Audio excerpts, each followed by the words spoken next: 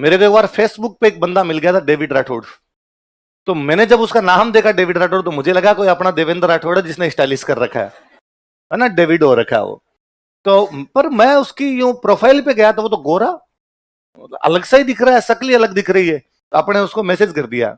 मैं कि भाई यू राठौड़, तुम राठौड़ कैसे यार, ये तो राजस्थान में। वो उसने कोलंबिया अपना देश में रखा, कोलंबिया, और कोलंबिया की आर्मी में। तो मैंने उसको पूछा यार तुम कोलंबिया में राठौड़ कहां से है? तो उसका वापस रिप्लाई है मेरे पास, कहां से है, कहां से, मैं यहीं का हूं, मेरी पीढ़ियां बीत गई इस देश के अंदर। तो मैंने वापस पूछा कि क्या तुम इंडिया में किसी राजस्थान नाम के स्टेट के बारे में जानते हो? तो वापस रिप्लाई कि नहीं। क्या तुम जानते हो कि यहाँ इंडिया के अंदर एक राठौड़ डायनेस्टी हुआ करती थी? उसने कहा नहीं। क्या तुमने कभी इस डायनेस्टी के बारे में किसी से सुना भी है? कि नहीं। क्या तुम्हारा इनसे कोई लेना देना नहीं? उसने कहा जब सुना ही नहीं तो क्या लेना देना है? कौन तू जिसकी बात कर रहा है? मैं इनमें से किसी को नहीं जानता, ना मैंने राजस्थान सुना, ना मैं राठौड़ सुना। 22-23 साल का लड़का, तो तेरे सरनेम क्यों है ये? उसने, मुझे क्या पता, मेरे बाप ये लगाता, दादा ये लगाता, परदादा ये लगाते थे, तो मैंने लगा लिया, इसमें अब मैं कैसे ढूंढूं? मैं कौन जानता इस बारे में? तो उसने मुझे एक दूसरा लिंक दिया कि मेरे अंकल है और इनसे तू बात कर। अंकल का सरनेम वापस राठौड़। मैंने अंकल से बातचीत की, अंकल खूब सारी बातें जानते।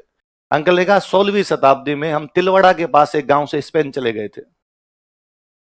16वीं शताब्दी में तिलवाड़ा के पास के किसी एक गांव से हम स्पेन चले गए थे गन्ने की खेती के लिए। उधर स्पेन से हमारा एक परिवार माइग्रेट हुआ, इटली आया। इटली से हमारा एक और परिवार माइग्रेट हुआ, कोलंबिया आया। और कोलंबिया को आजादी दिलाने में मेरे फोर फादर का सबसे बड़ा योगदान था। हम कोलंबिया में लड़े और कोलंबिया को आजादी दिलाई। अब हमारा एक परिवार कोलंबिया रहता है, एक परिवार हमारा इटली रहता है। मैं अब लॉस एंजल्स के अंदर यहाँ थिएटर करता हूं, मैं एलए रहता हूं, यहाँ पे थिएटर करता हूं। अंकल की उम्र 60 साल के आसपास।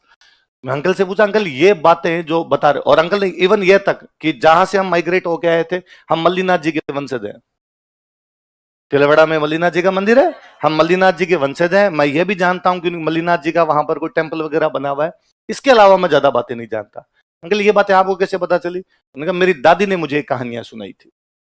तो अब ये कहानियां और किसको आती है, कितनी कहानियां आपको बताया? उनका मैं अंतिम व्यक्ति हूं हमारे परिवार का जिसे ये सब बातें आती है, इसके अलावा नहीं आती।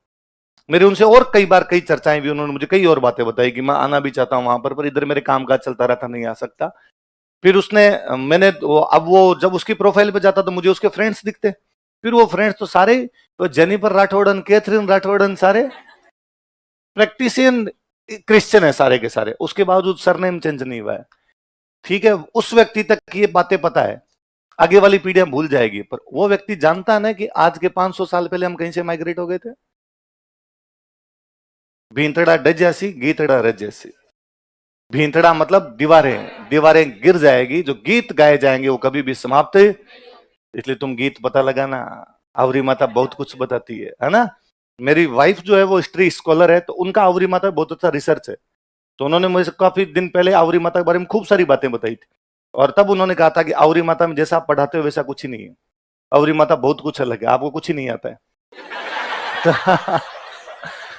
तो तुम ला के देना तो मैं उनको और अच्छा बता पाऊंगा कि नहीं मैं ज्यादा जानता हूँ ना। इज्जत रहनी चाहिए ना सर की थोड़ी।